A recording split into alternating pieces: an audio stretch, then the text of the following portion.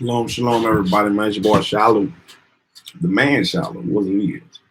For the next law in the 48 Laws of Power by Robert Greene and Joyce Elford's book. We're going to go ahead and read Law 41. Law 41, man, we're almost there. We're almost to the end. Another book will be done.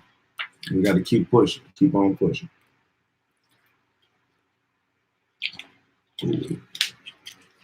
All right. Done. Law 41. Avoid stepping into a great man's shoes. Judgment. What happens first always appears better and more original than what comes after. If you succeed a great man or have a famous parent, you will have to accomplish double their achievements to outshine them. Do not get lost in their shadow or stuck in a past not of your own making. Establish your own name and identity by changing course. Slay the overbearing father, disparage his legacy, and gain power by shining in your own way.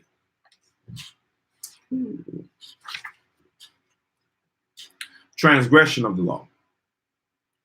When Louis XIV died in 1715, after a glorious 55-year reign, all eyes focused on his great-grandson and chosen successor, the future Louis XV.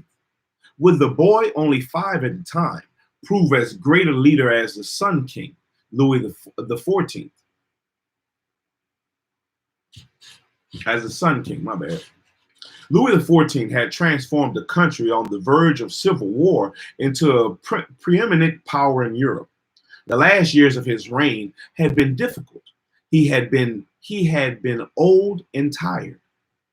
But it was hoped that the child would develop into the kind of strong ruler who would reinvigorate the land and add to the firm foundation that Louis XIV had laid.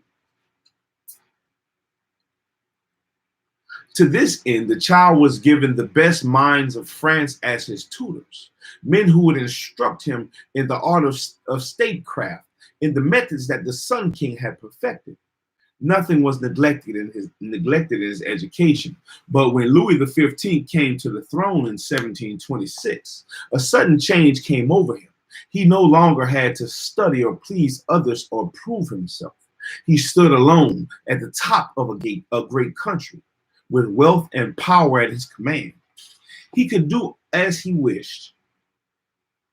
In the first year of his reign, Louis gave himself over to pleasure, leaving the government in the hands of a trusted minister, Andre Hercule de Fleury. This caused little concern, for he was a young man who needed to sow his wild oats, and de Fleury was a good minister. But it slowly became clear that this was more than a passing phase. Louis had no interest in governing. His main worry was not France's finances or a possible war with Spain, but boredom. He could not stand being bored. And when he was not hunting deer or chasing young girls, he whiled away his time at the gambling tables, losing huge sums in a single night. The court, as usual, reflected the taste of the ruler. Gambling and lavish parties became the obsession. The courtiers had no concern with the future of France. They poured their energies into charming the king, angling for titles that would bring them life pensions, and for cabinet positions demanding little work but paying huge salaries. Parasites flocked to the court, and the state's debt swelled. In 1745, Louis fell in love with the Madame de Pompadour, a woman of middle-class origin who had managed to rise through her charms, her intelligence, and a good marriage. Madame de Pompadour became the official royal mistress. She also became France's arbitrator of taste and fashion. But the madam had political ambitions as well, and she eventually emerged as the country's unofficial prime minister. It was she, not Louis, who wielded hiring and firing power over France's most important ministers. As he grew older, Louis only needed more diversion. On the grounds of Versailles, he built a brothel, Park Park Park Aux Cerfs, which housed some of the prettiest young girls of France. Underground passages and hidden staircases gave Louis access at all hours. After Madame de Pompadour died in 1764, she was succeeded as royal mistress by Madame de Barry, who soon came to dominate the court. Where's your cup? I don't know. You're supposed to have your cup. And why are you not sleeping? Give me that. I don't 5 minutes. Hold on, no, here you go. If man is asleep, let man sleep. You're supposed to be in there with him. Go get back in the bed after you're done. Next time you gotta find your cup before you go to bed, man. Find your cup. I'll fill it up with water before you go to bed so you keep it next to you, all right? Yes, sir. Go find man. Make sure, if he sleep, leave him be. Go look for him. Don't holler for him.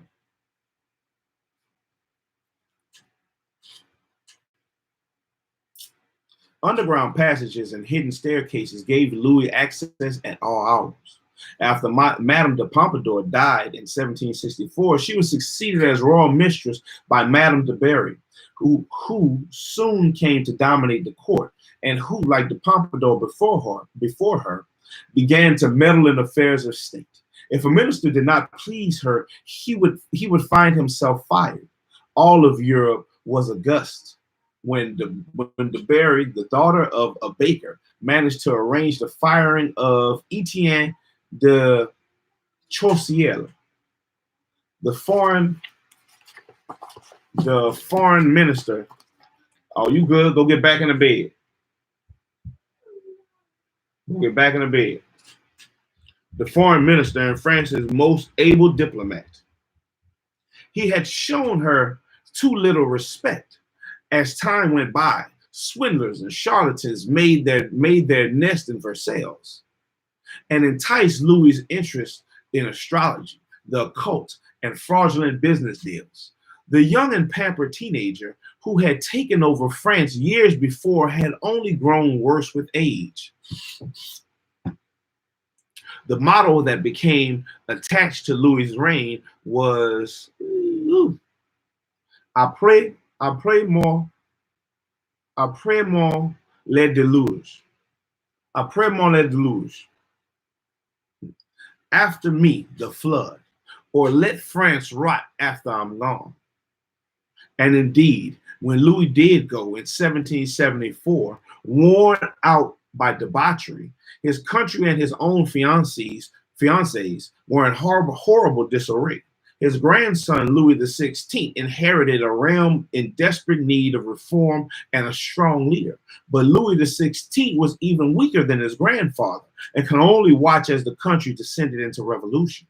In 1792, the republic introduced by the French Revolution declared the end of the monarchy and gave the king a new name, Louis the Last. A few months later, he kneeled on the guillotine. Damn.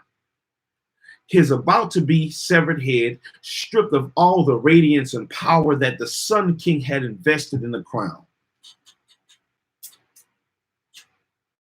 Interpretation. From a country that had descended into civil war in the late 1640s, Louis XIV forged the mightiest realm in Europe. Great generals would tremble in his presence. A cook once made a mistake in preparing a dish and committed suicide rather than face the king's wrath. Louis XIV had many mistresses, but their power ended in the bedroom. He filled his court with the most brilliant minds of the age. The symbol of his power was Versailles, refusing to accept the palace of his forefathers, the Louvre. He built his own palace in what was the middle of nowhere, symbolizing that this was the new order he had founded, one without precedent. He made Versailles the centerpiece of his reign and a place that all the powerful of Europe envied and visited with a sense of awe. In essence, Louis took a great void and the decaying monarchy of France and filled it with his own symbols and radiant power. Louis XV, on the other hand, symbolizes the fate of all those who inherited something large or who follow in the great man's footsteps. It would seem easy for a son or successor to build on the great foundation left for them. But in the realm of power, the opposite is true. The pampered, indulged sons almost always squander their inheritance.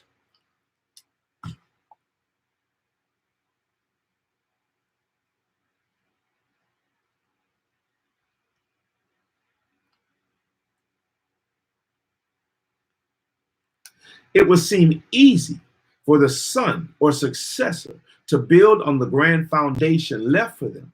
But in the realm of power, the opposite is true. The pampered, indulged son almost always squanders their inheritance, for he does not start with the father's need to fill a void. Because the father then filled it. As Machiavelli states, necessity is what impels men to take action. And once the necessity is gone, only rot and decay are left. Having no need to increase his store of power, Louis XV inevitably succumbed to inertia. Under him, my bad.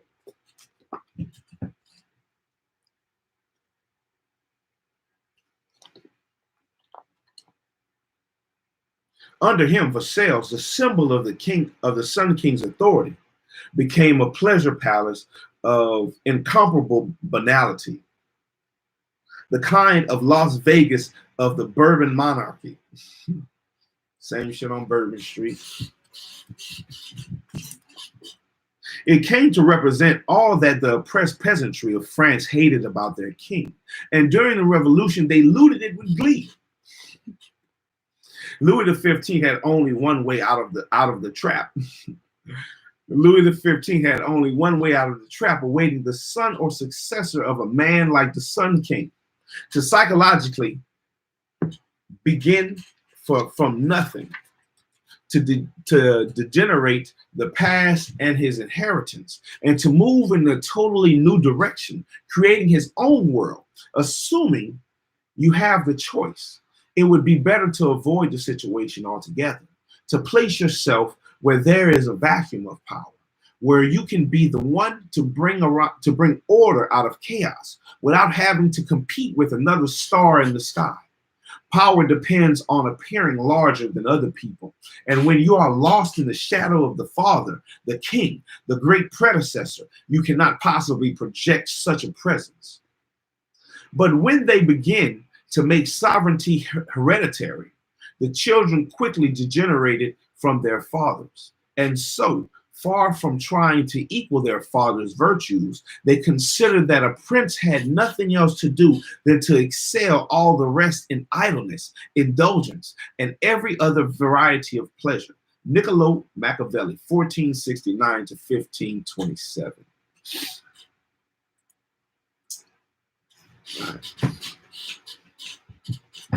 Observance of the law. Alexander the Great had a dominant passion as a young man and an intense dislike for his father, King Philip of Macedonia. King Philip of Macedonia was his father.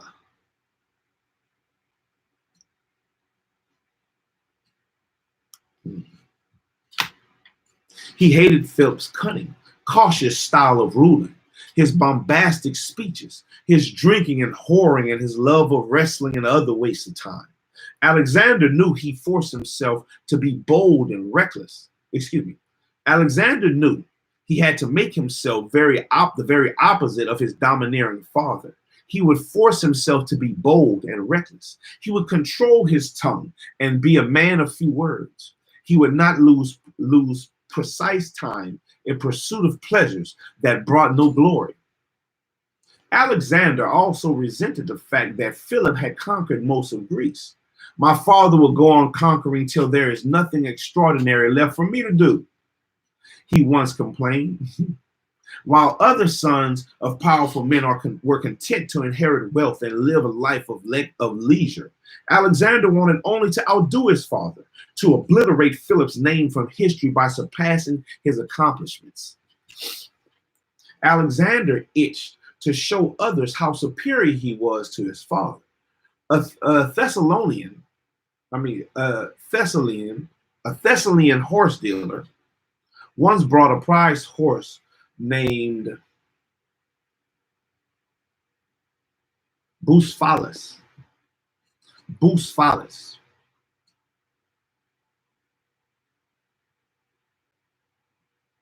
to sell to Philip. A Thessalian horse dealer once brought a prize horse named Bucephalus to sell to Philip. None of the king's grooms could get near the horse. It was far too savage, and Philip berated the merchant for bringing him such a useless beast. Watching the whole affair, Alexander scowled and commented, "What a horse they are losing for want of skill and spirit to manage him." When he had said this several times, Philip had finally had enough and challenged him to take on the horse. He called the merchant back, secretly hoping his son would have a nasty fall and learn a better lesson. But Alexander was the one to teach the lesson. Not only did he mount Bucephalus, he managed to ride him at full gallop, taming the horse that would later carry him all the way to India. The courtiers applauded widely, but Philip seethed inside, seeing not a son, but a rival to his power. Alexander's defiance of his father grew bolder. One day, the two men had a heated argument before the entire court, and Philip drew his sword as if to strike his son. Having drunk too much wine, however, the king stumbled. Alexander pointed at his father and jeered, "Men of Macedonia, see there a man who is preparing to pass from Europe to Asia, cannot pass from one table to another without falling." When Alexander was 18, a disgruntled courtier murdered Philip. As word of the regicide spread through Greece, city after city rose up in rebellion against their Macedonian rulers. Philip's adversaries counseled Alexander, now the king, to proceed cautiously, to do as Philip had done and conquer through cunning. But Alexander would do things his way. He marched to the furthest reaches of the kingdom, suppressed the rebellious towns, and reunited the empire with brutal efficiency. As the young rebel grew older, his struggle against the father often wanes, and he gradually comes to resemble the very man he had wanted to defy. But Alexander's loathing of his father did not end with Philip's death. Man, that sounds familiar. As the young rebel grows older, his struggles against the father often wanes, and he gradually comes to resemble the very man he had wanted to defy.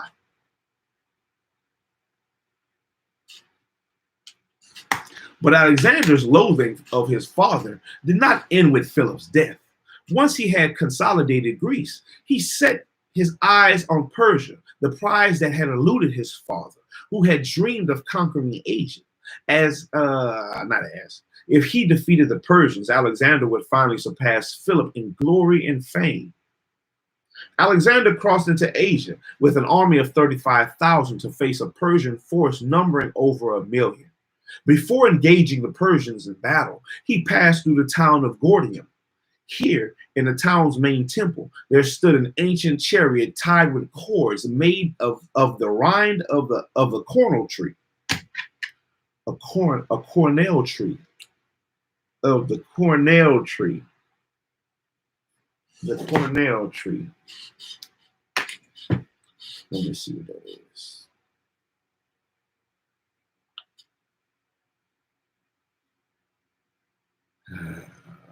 Cornel tree.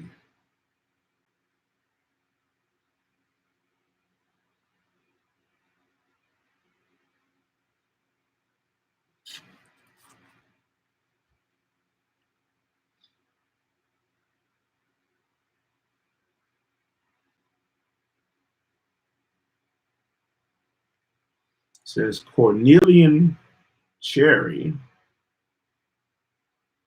What is a cornel tree? Cornel, dogwood tree, a tree of shrubs in a genus Cornus, often having showing bracts in resembling flowers. Wood, the hard fibrous lignified substance under the bark of trees, based on the WordNet 3.0, blah, blah, blah. Cornel tree, a dogwood. Where does cornel grow? Its native habitat is often by water on lake shores, riverbanks, swamps, and bog edges. Plant these perennials in the full sun area, although they can also grow well in light shade. Dwarf cornel plants grow best in shady or loomy soil. Here, in the town's main temple, there stood an ancient chariot tied with cords made of the rind of the cornel tree.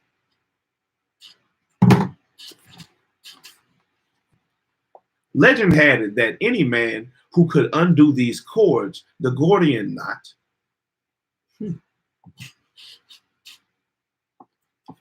the Gordian knot,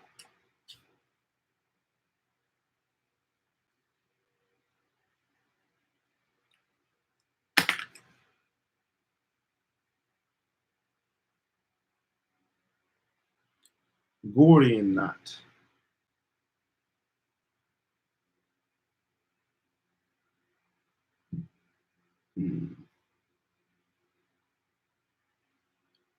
How did Alexander solve the Gordian knot?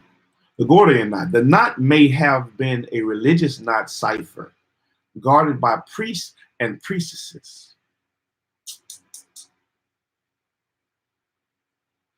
Definition: Gordian knot, noun, an extremely difficult or involved problem. The Gordian knot. The Gordian knot that gave its name to a proverbial term for a problem solved only by bold actions. In 333 BC, Alexander the Great, on his march through Anatolia, reached Gordium, the capital of Phrygia. The phrase "cutting the Gordian knot" has thus come to denote a bold solution to a complicated problem.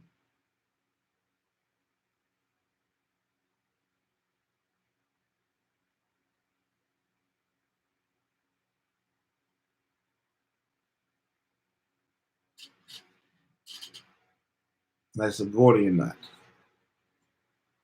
The Gordian knot. The Gordian knot. Legend had it that any man who could undo these cords, the Gordian knot, would rule the world.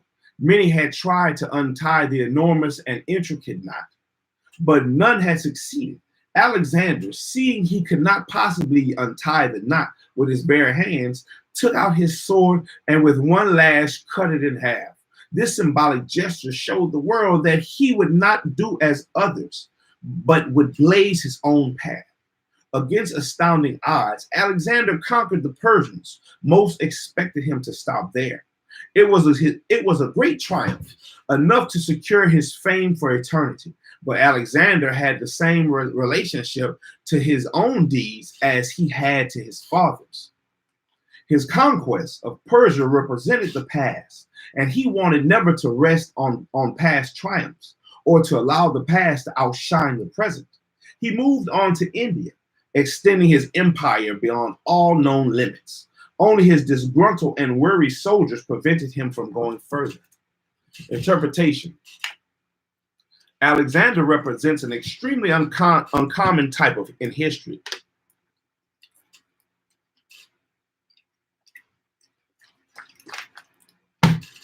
The son of a famous and successful man who manages to surpass the father in glory and in power. The reason this type is uncommon is simple. The father most often manages to amass his fortune, his kingdom, because he begins with little or nothing. A desperate urge impels him to succeed. He has nothing to lose by cunning and impetuousness, and has no famous father of his own to compete against. This kind of man has reason to believe in himself, to believe that his way of doing things is the best, because after all, it worked for him. When a man like this has a son, he becomes domineering and oppressive, imposing his lessons on the son, who is starting off life in circumstances totally different from those in which the father himself began. Excuse me. Instead of allowing the son to go in a new direction, the father will try to put him in his own shoes, perhaps secretly wishing the boy will fail, as Philip's half wanted to see Alexander thrown from Bucephalus. Fathers envy their sons' youth and vigor, after all, and their desire is to control and dominate. The sons of such men tend to become cowed and cautious, terrified of losing what their fathers have gained. The son will never step out of his father's shadow. Let me see. Another one that did was Judah Maccabeus. Judah Maccabeus in the Bible, he stepped out of his father's shadow. He stepped out of Mattathias' shadow. He did his thing. Who else?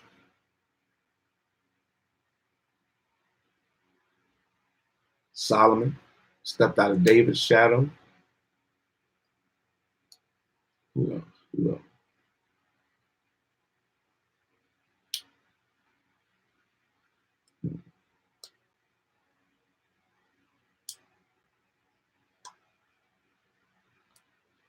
Moses definitely stepped out of his adopted father, the Pharaoh's shadow. There we go. The son will never step out of his father's shadow unless he adopts the ruthless strategy of Alexander. Disparage the past. Create your own kingdom. Put the father in the shadows instead of letting him do the same to you. If you cannot materially start from ground zero, it would be foolish to renounce an inheritance. You can at least begin from ground zero psychologically by throwing off the weight of the past and charting a new direction. Alexander instinctively recognized that privileges of birth are impediments to power. Alexander instinctively recognized that privileges of birth are impediments to power. What's up, man? What's up? Why are you not in the bed, man? What's going on? Look at me. I can't see you. What's up? I can't understand you. Huh? What you want? You need to go get in the bed, son. Hey, come here. Come give me a hug. Come give me a hug and go get in the bed. Come on. Come give me daddy a hug. All right. Good night, all right? Daddy love you. Go get in the bed.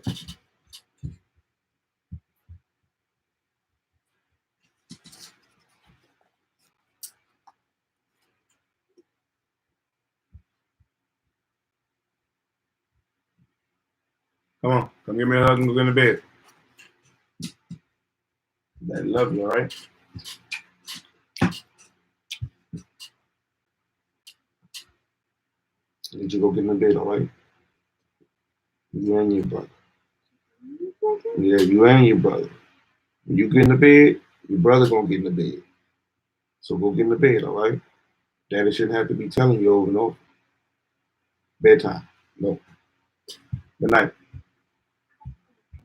All right.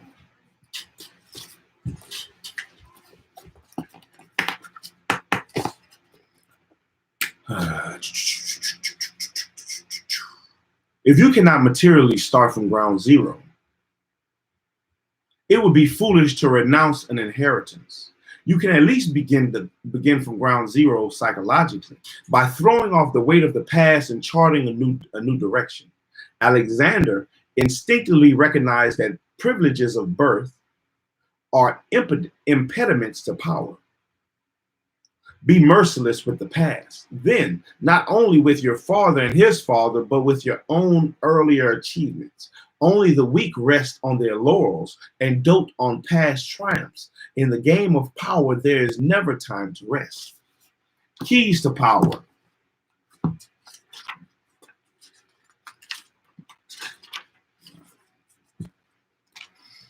Keys to power.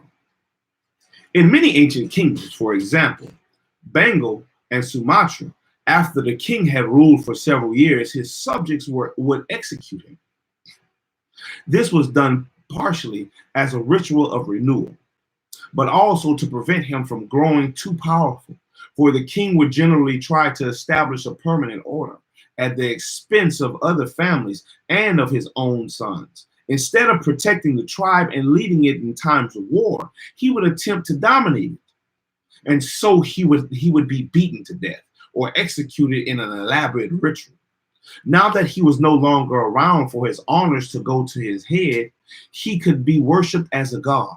Meanwhile, the field had been cleared for a new and youthful order to establish itself. The ambivalent, hostile attitudes towards the king or father figure also finds expressions in legends of heroes who do not know their fathers. Moses, the archetypal man of power, was found abandoned among the bulrushes, and he never knew his parents. Without a father to compete with or limit him, he could attain the heights of power. Hercules had no earthly father. He was a son of the god Zeus. Later in his life, Alexander the Great speared the story of the god Jupiter Ammon. He had sired him. Later in his life, Alexander the Great spread this story that the god Jupiter Ammon had sired him, not Philip of Macedon. Legends and rituals like these eliminate the human father because he symbolizes the destructive power of the past. The past presents the young hero from creating his own world. He must do as the father did, even after the father is dead or powerless. The hero must bow and scrape before his predecessor and yield to tradition and precedent. What had success in the past must be carried over to the present, even though circumstances have greatly changed.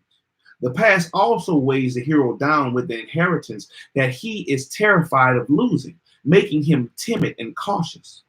Power depends on the ability to fill a void, to occupy a field that has been cleared of the dead weight of the past. Only after the father figure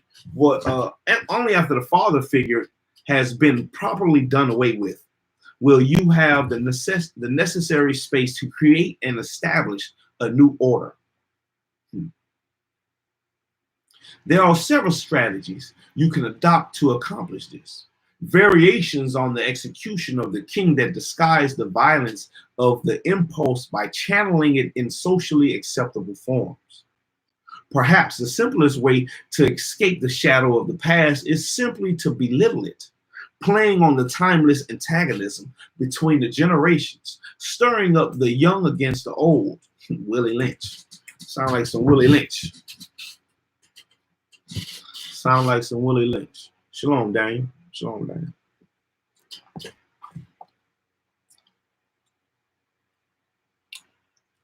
Stirring up the young against the old. Let's see. I need a rolling chapter. I need a rolling chapter.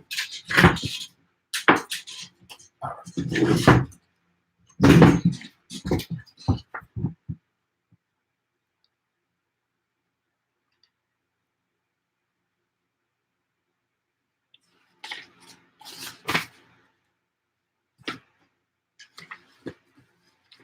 Let's see. This is the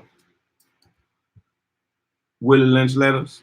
How to make a slave. I said it sounded like.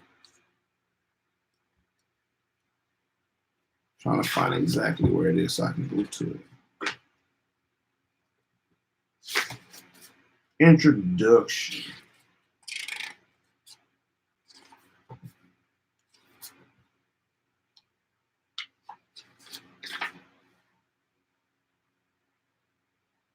All right, here we go. So this is part of the. This is from the Willy Lynch letters.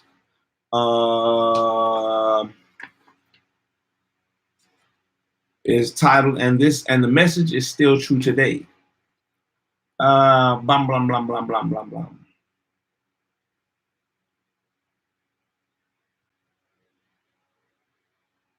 I'll just read this. I have outlined a number of differences among the slaves, and I take these differences and make them bigger.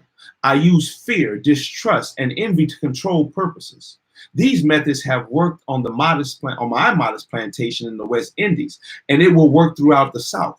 Take this simple this simple little list of differences and think about them. On top of the list is age, but it is there only because it starts with an A. The second is color or shade. There is intelligence, size, sex, size, plantations, status on plantation, attitude of owners, whether the slaves live in the valley, on the hill, east, west, north, south, have fine hair, coarse hair, or is tall or short. Now that you have a list of differences, I shall give you an outline of action. But before that, I shall assure you that distrust is stronger than trust, and envy is stronger than adulation, respect, or admiration. The black slave, after receiving this indoctrination, shall carry on and will become self-refueling and self-generating for hundreds of years, maybe thousands. Don't forget, you must pitch the old black male versus the young, and the young black male against the old black male.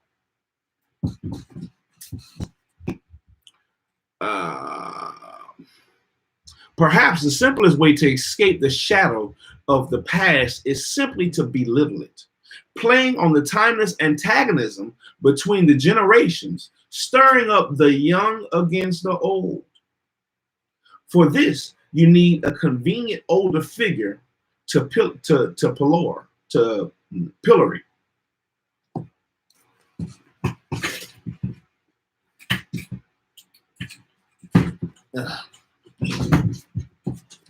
Let's see, pillory.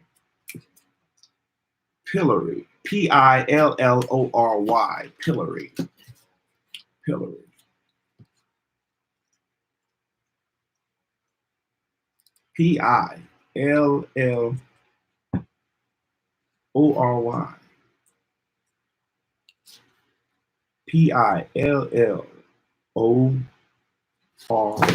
Pillory. Pillory.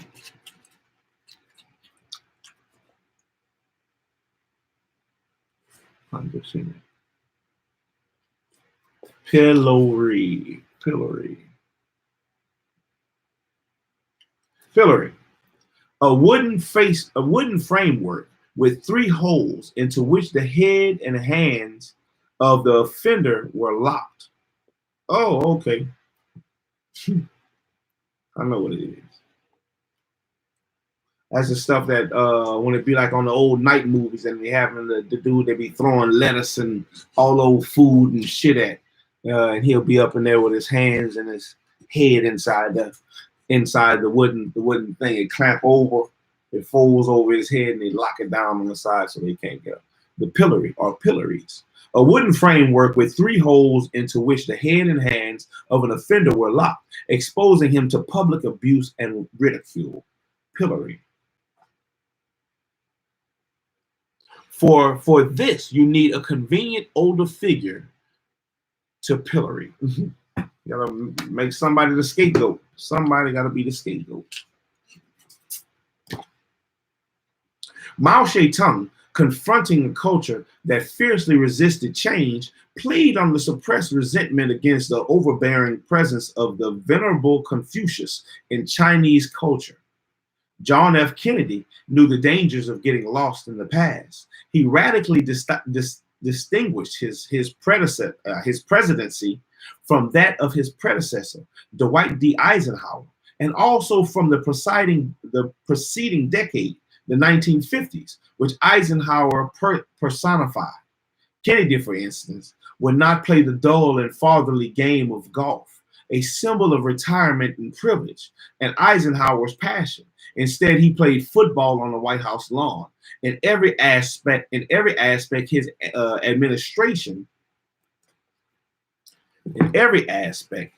administration represented vigor and youth, as opposed to the stodgy Eisenhower. Kennedy had discovered an old truth. The young are easily set against the old, since they yearn to make their own place in the world and resent the shadow of their fathers. The distance you establish from your predecessors often demands some symbolism, a way of advertising itself publicly. Louis XIV, for example, created such symbolism when he rejected the traditional palace of the French kings and built his own palace of Versailles. King Philip II of Spain did the same when he created his center of power, the Palace of El Escorial, in what was then the middle of nowhere. But Louis carried the game further. He would not be a king like his father or earlier ancestors. He would not wear a crown or carry a scepter or sit on a throne. He would establish a new kind of imposing authority with symbols and rituals of its own. Louis made his ancestors' rituals into laughable relics of the past, following his example. Never let yourself be seen as following your predecessor's path. If you do, you will never surpass him. You must physically demonstrate your difference by establishing a style and symbolism that sets you apart. The Roman Emperor Augustus, successor to Julius Caesar, understood this thoroughly. Caesar had been a great general, a theatrical figure whose spectacles kept the Romans entertained, an international emissary seduced by the charms of Cleopatra, a larger-than-life figure. So Augustus, despite his own theatrical tendencies, competed with Caesar not by trying to outdo him, but by differentiating himself from him. He based his power on a return to Roman simplicity, an austerity of both style and substance. Against the memory of Caesar's sweeping presence, Augustus posed a quiet and manly dignity. The problem with the overbearing predecessor is that he fills the vistas before you with symbols of the past. You have no room to create your own name. To deal with the situation, you need to hunt out the vacuums. Those areas in culture that have been left vacant and in which you can become the first and principal figure to shine. When Pericles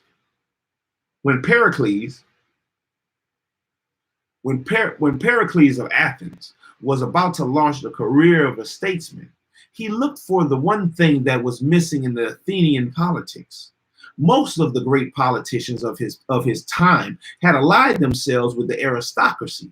Indeed, Pericles himself had aristocratic tendencies, yet he decided to throw in his hat with the city's democratic elements.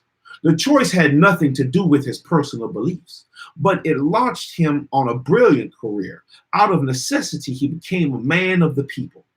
Instead of competing in an arena filled with great leaders, both past and present, he would make a name for himself where no shadows could obscure his presence.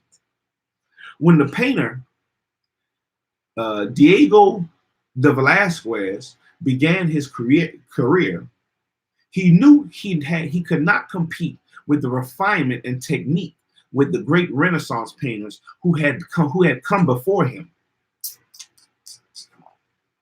Instead, he chose to work in a style that by the standard of the time seemed coarse and rough, and in a way that had never been seen before. And in this style, he excelled. There were members of the Spanish court who wanted to demonstrate their own break with the past. The newness of Velázquez's style thrilled them. Most people are afraid to break so boldly with tradition, but they secretly admire those who can break up the old forms and rejuvenate the culture. This is why there is so much power to be gained from entering vacuums and voids. There is a kind of stubborn stupidity that recurs throughout history, and it is a strong impediment to power. The superstitious belief that if the person before you succeeded by doing A, B, and C, you can recreate their success by doing the same thing. This cookie cutter approach will succeed the uncreative, will seduce the uncreative, for it is easy. The appeals to their timidity and their laziness. But circumstances never repeat themselves exactly. When General Douglas MacArthur assumed command of the American forces in the Philippines during World War II, an assistant handed him a book containing the various precedents established by the commanders before him, the methods that had been successful for them. MacArthur asked the assistant how many copies there were of this book. 6, the assistant answered. Well, the general replied, you get all those 6 copies together and burn them, every one of them. I'll not be bound by precedents. Anytime the problem comes up, I'll make the decision at once, immediately. Adapt this ruthless strategy toward the past. Burn all the books. I don't know about that. Don't burn the Bible. Burn all the books. I guess that's what they said.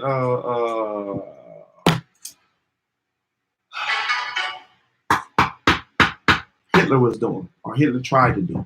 Many people of the past, or many kings, or people in power have tried to burn the books. Burn the books.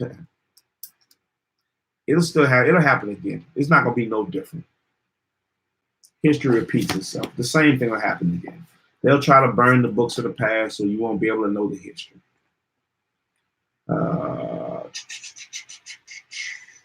Adopt this ruthless strategy toward the past. Burn all the books and train yourself to react to circumstances as they happen.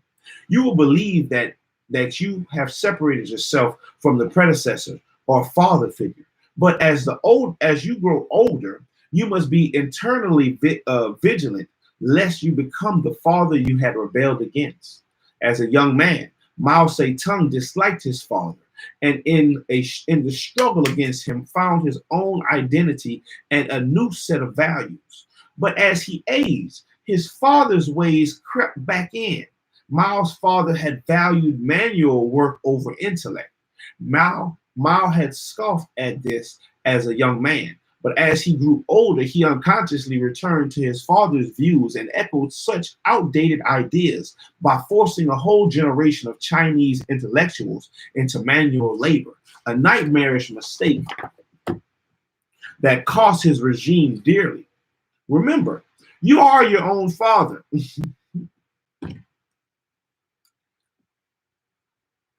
Remember, you are your own father. Do not let yourself spend years creating yourself only to let your guard down and allow the ghosts of the past, father, habit, history to sneak back in. Finally, as noted in the story of Louis XV, plenitude and prosperity tend to make us lazy and inactive. Plenitude, that's a word. Plenitude. Let's see what it means. Plenitude.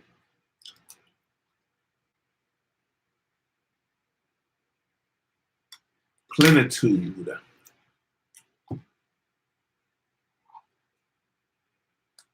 Plentudi. I mean, excuse me, Plentitude. Itude. Ude. Plenitude. Let's see if it's in here. Plenitude.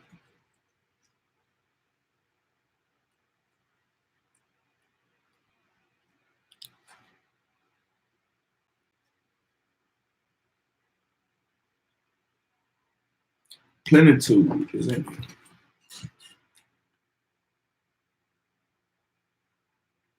Plenitude, completeness, abundance. Plenitude. Finally, as noted in the story of Louis XV, abundance and prosperity tend to make us lazy and inactive. Completeness and prosperity, plenitude and prosperity. Plenitude and prosperity tend to make us lazy and inactive. When our power is secure, we have no need to act. This is a serious danger, especially for those who achieve success and power at an early age. The playwright Tennessee Williams, for instance, found himself skyrocketed from obscurity to fame by the success of the Glass Menagerie. The sort of life which I had previous to this popular success, he later wrote, was one that required endurance, a life of clawing and scratching. But it was a good life because it was the sort of life for which a human organism was created. Which it was a good life because it was the sort of life for which the human organism is created. I was not aware of how much vital energy had gone into the struggle until the struggle was removed. This was security at last. I sat down, I looked about me, and was suddenly very depressed. Williams had a nervous breakdown, which may in fact have been necessary for him. Pushed to the psychological edge, he could start writing with the old vitality again. And he produced The Streetcar Named Desire. Fyodor Dostoevsky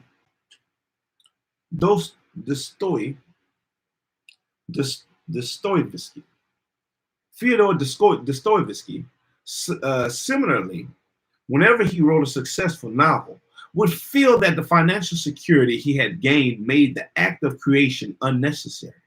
He would take his entire savings to the casino and would not leave until he gambled it away his last penny. Once reduced to poverty, he could write again. It is not necessary to go to such extreme the style of his painting, often breaking completely with what he had made successful before.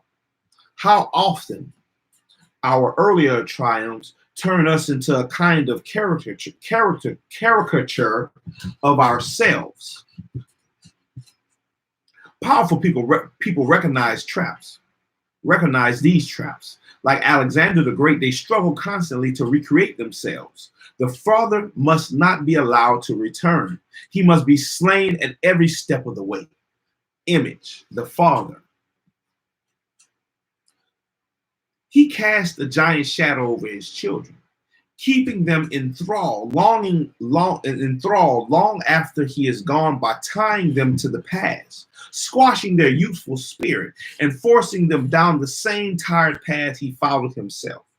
His tricks are many. At every crossroads, you must slay the father and step out of his shadow.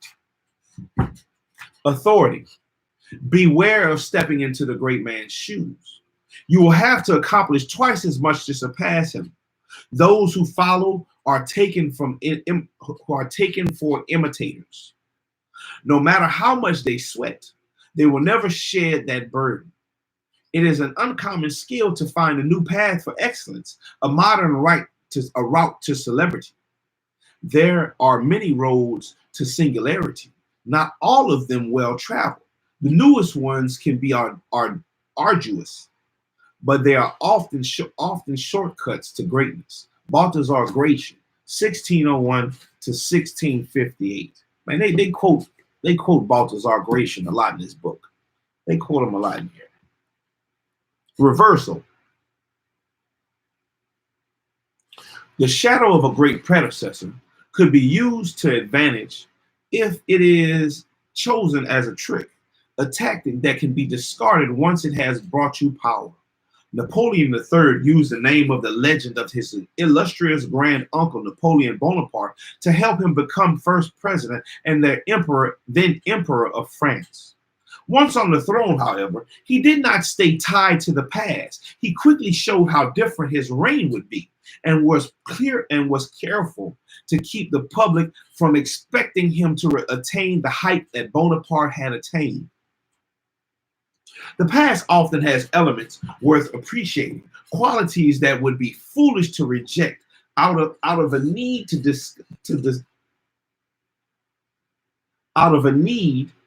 to distinguish yourself. Even Alexander the Great recognized and was influenced by his father's skill in organizing an army. Making a display of doing things differently from your predecessor can make you seem childish and, in fact, out of control, unless your actions have a logic of their own. Joseph II, son of Austrian Empress Maria Theresa, made a show of doing the exact opposite of his mother, dressing like an ordinary citizen, staying in inns instead of palaces, appearing as the people's emperor. Maria Theresa, on the other hand, had been regal and aristocratic. The problem was that she had also been beloved, an empress who ruled wisely after years of learning the hard way. If you have the kind of intelligence and instinct that will point you in the right direction, playing the rebel will not be dangerous. But if you are mediocre, as Joseph II was in comparison to his mother, you are better off learning from your predecessor's knowledge and experience, which are based on something real. Finally, it is often wise to keep an eye on the young, your future rivals in power. Just as you try to rid yourself of your father, they will soon play the same trick on you, denigrating everything you have accomplished. Just as you rise by rebelling against the past, keep an eye on those rising from below and never give them the chance to do the same to you. The great Baroque,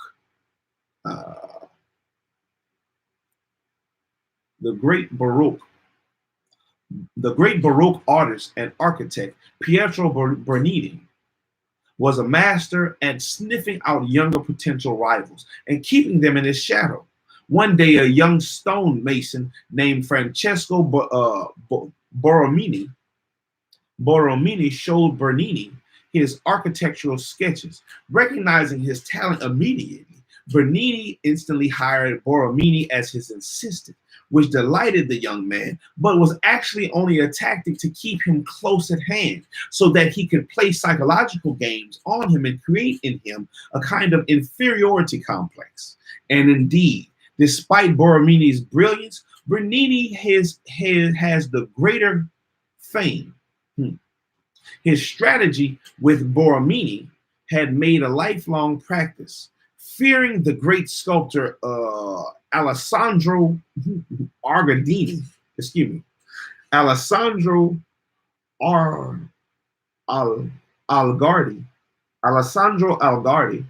fearing that the great sculptor Alessandro Algardi, for example, would eclipse him in fame, he arranged it so that Algardi could only find work as an assistant.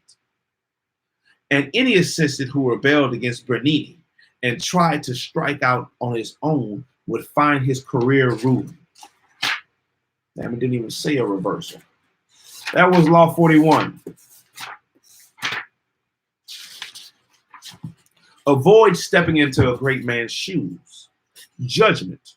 What happens first always appears better and more original than what comes after. If you succeed a great man or have a famous parent, you will have to accomplish double their achievements to outshine them. Do not get lost in their shadow or stuck in a past not of your own making. Establish your own name and identity by changing course. Slay the overbearing father, disparage his legacy, and gain power by shining in your own way. Tomorrow morning, man, we'll come back with Law 42. Strike the shepherd and the sheep will scatter.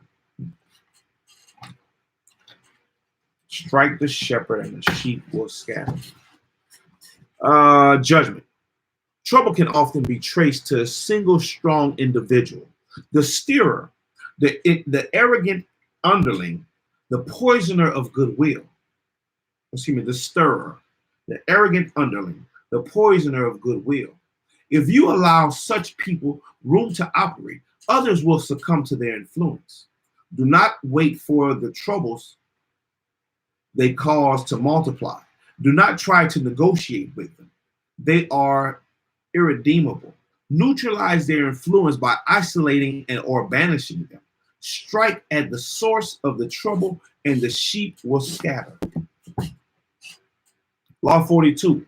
Strike the shepherd and the sheep will scatter. That'll be tomorrow, man. We'll come back tomorrow for Law 42. And which isn't going to be long. It's only 3 pages, 4 pages. 1, 2, 3, 4 pages. And then later on that day, I'm going to have to get the times better. Later on that day, Law 43. Work on the hearts and minds of others. Let me see. What's after Law 48? Law 48. Law 48 is pretty long. Nothing after Law 48. Selected by bibliography.